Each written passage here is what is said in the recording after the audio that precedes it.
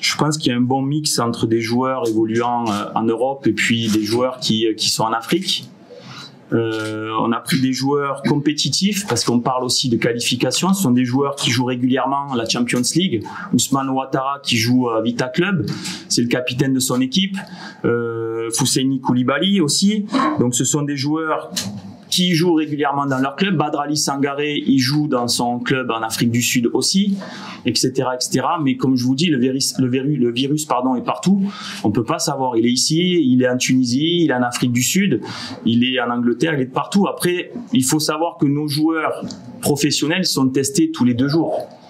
Donc oui, mais je crois que c'est le cas pour toutes les sélections et ce virus.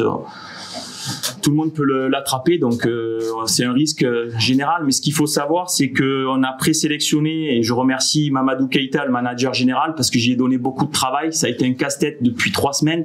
Nous avons présélectionné près de 100 joueurs, 71 joueurs évoluant en dehors de la Côte d'Ivoire, et 25 joueurs avec l'aide de Maxime Guaméné, le sélectionneur de l'équipe du Tchad, pour ne prendre aucun risque. C'est-à-dire que nous avons communiquer avec tous les clubs, y compris ceux de Côte d'Ivoire, parce que si jamais nous avons un problème de Covid, peut-être nous aurons la possibilité de nous retourner, de prendre aussi des locaux, mais il faut savoir qu'ils n'ont pas de championnat depuis 1 an, donc ils n'ont pas cette compétitivité contre d'autres joueurs. Mais on a essayé, le risque zéro n'existe pas, mais on a essayé, je vous promets, c'est un casse-tête depuis 3 semaines, d'anticiper, de prévoir, ça fait partie de notre job, hein. Mais voilà, donc si jamais on a des cas Covid, on pourra s'attacher les services de joueurs qui sont en Côte d'Ivoire, qui sont présélectionnés. Ça a été un gros travail avec Maxime Guaméné et tout mon staff, parce qu'il fallait suivre des joueurs, les matchs amicaux, on s'est déplacé, on a suivi. Voilà, donc on essaie de réfléchir de manière cohérente.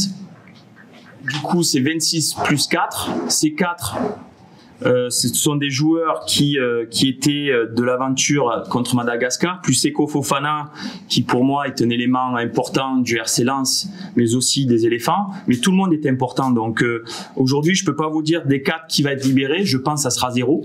Donc il faut s'attacher sur les 26 qui ont été énoncés juste avant.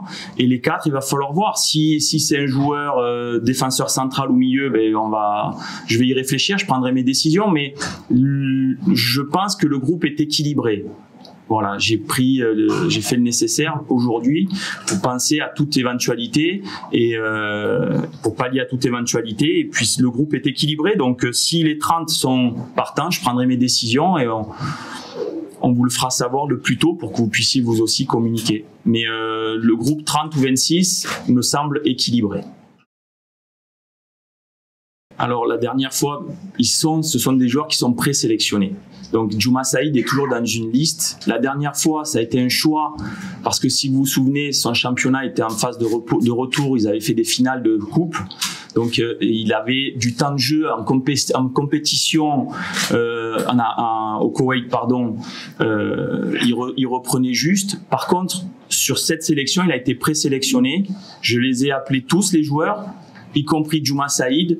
Mais ce qu'il faut savoir, c'est que le club ne l'a pas libéré. Le club ne l'a pas libéré parce que au Koweït, il y a un couvre-feu. Je crois que c'est pas une quarantaine, c'est 20 jours. L'aéroport est fermé, donc Djouma était désolé, mais c'est même lui qui m'a dit « Coach, vous ne pourrez pas compter sur moi, j'ai reçu la présélection, mais vous ne comptez pas sur moi pour cette sélection. » Donc nous avons échangé et c'est un joueur que je suis de très près et que, bien sûr, il sera toujours le bienvenu dans l'équipe. Après, on a un joueur en moins, c'est quelqu'un d'autre qui rentre dans l'équipe et qui va faire le job. C'est un groupe. Comme je vous dis, depuis 1 an, on n'a pas beaucoup de matchs, mais c'est un travail au quotidien. Et Djouma Saïd fait partie du groupe élargi, mais ce coup-ci, c'est le pays qui a fermé ses frontières et qui ne laisse pas partir les joueurs. Disons que ça a été beaucoup de contrariétés jusqu'à ce que je vous rencontre.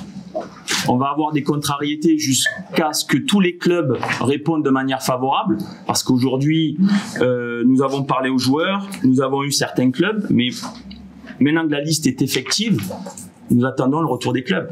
Et j'espère que tous les clubs vont jouer le jeu et libérer les joueurs. Donc, c'est vrai que pour un métier de sélectionneur où c'est de prendre l'équipe qu'il décide, qu'il choisit, là je fais des choix, mais il faut composer avec des joueurs qui devraient être dans le groupe mais qui n'y sont pas. Mais ceci étant dit, j'ai parlé à tous les joueurs. Ceux qui ne viennent pas sont malheureux de ne pas venir, mais vraiment. Une nouvelle que je voulais annoncer, Kalpi Ouattara, qui avait quand même participé aux 2 derniers matchs contre Madagascar, s'est blessé assez gravement puisqu'il a une rupture des ligaments croisés du genou. Donc je l'ai eu hier au téléphone. Voilà, donc il y a les blessés, il y a le cas Covid, mais on doit s'adapter, c'est notre métier. La pression, je l'aime. Pour faire ce métier, il faut aimer la pression. Et sincèrement, quand je regarde la liste des 26, je pense qu'elle a fière allure et c'est au nouveau à prouver et à ce groupe à faire vivre cette dynamique et à aller se qualifier pour la CAN. On parle d'une qualification pour la CAN. Sur la question de libérer les joueurs, j'ai discuté avec énormément de coachs et de directeurs sportifs. Ils étaient tous désolés parce qu'ils savent, la plupart des directeurs sportifs ou coachs ont été internationaux dans leur pays. Certains étaient désolés, mais par exemple, si on prend le cas de la France, ça a été très clair. Je pense que tous les clubs se sont contactés en disant si on en libère un, on peut pas faire cas par cas, donc il faudra libérer tout le monde. Donc je pense qu'ils se sont entendus pour ne libérer personne, mais ils étaient tous navrés de ne pas nous libérer les joueurs. Après, j'ai d'autres sélectionneurs, d'autres entraîneurs avec qui j'ai échangé et qui disaient qu'ils avaient été sélectionneurs dans le passé et que pour eux, ils savent ce que c'est qu'une sélection, qui n'empêcheront jamais un joueur de venir jouer pour les éléphants ou pour leur équipe nationale. Donc je me suis entretenu plusieurs fois avec Laurent Blanc, qui a été exceptionnel parce qu'il a été sélectionneur de l'équipe de France et qui aujourd'hui est au Qatar Al Rayyan, qui a 2 matchs importants, le 21 et le 26 en coupe, et qui va me libérer le joueur après son match du 21. Donc on parle de Yohan Boli. Et voilà, ce sont des personnages avec qui j'ai plaisir à parler football. On échange beaucoup sur le joueur, sur les joueurs. Donc voilà, c'est toujours un plaisir. Après, si un pays décide de ne pas libérer, comme le Koweït, la France, la Belgique, c'est compliqué. Ce que je n'accepterai pas, même si je ne pourrais pas y faire grand-chose, c'est qu'un joueur hors UE de France soit libéré pour aller jouer pour un autre pays et pas nous, ou un joueur de Belgique soit libéré pour aller jouer dans un pays africain et pas au Dillon Cotonou ou d'autres. Voilà, ça, j'aurais du mal à comprendre parce qu'il y a encore 2 poids, 2 mesures. Par contre, si c'est généralisé, on subit ça. Comme on subit tous le Covid, il va falloir s'adapter. Merci coach, merci à tous.